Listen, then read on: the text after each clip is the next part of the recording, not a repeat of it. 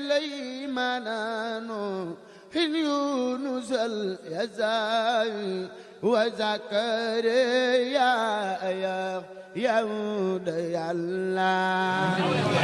أعوذ بالله من الشيطان الرجيم بسم الله الرحمن الرحيم. barkib Serigne Saliou ñu ngi leen di ziar di leen dalal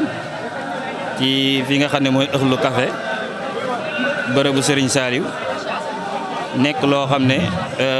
màggal gi donc ko tax a jóg muy loo xam ne it lu murit yëpp yittewoo la muy café Touba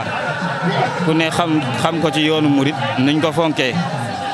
bokk ci li ñuy teralee ganit yàlla dogalit ñu ko fiy def at mu ne di ko defalit sëriñ bi ndax màggal gi ku fi ñëw rek sëñ Touba tax nga ñëw te li nga fiy def it sëriñ bee tax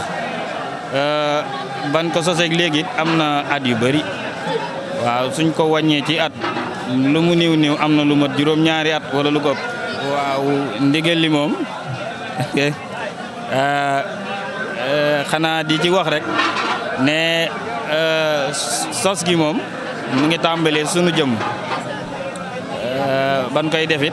boobu ñu ngi toll ci jàng université yàlla dogalit tollu wutoon nii benn termus la woon waaye yàlla dogal mu màggit ba toll lii ba doonu mbooloo waaw kuréel gi moom mu ngi tudd ëxlu café màggal Touba ëxlu café màggal Touba waaw màggal gi moom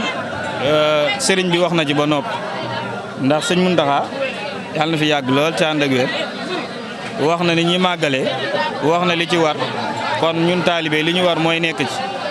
waaye li ma ci yokk mooy bërëb bi ngeen ñu fekk muy jumaa ji am war ma lool ci barab bi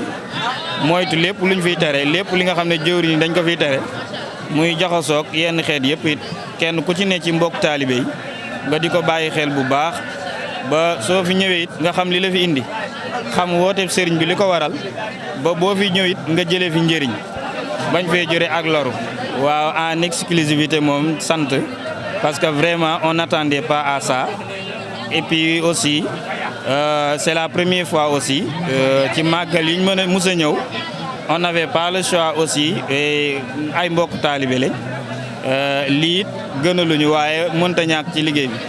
ndax bu doon benn baraade rek amaan na du demee nii waaye liggéey moom day toll foo xam ne dootoo ko moomati waaye day fekk ñëpp a koy bokk xanaa di leen dénk rek ne li ngeen di def am na solo di ñaan it télé bi gën a jëm kanam et puis mu dem ba nekk dootul doon YouTube mais ngeen koy diffuser au niveau international aussi.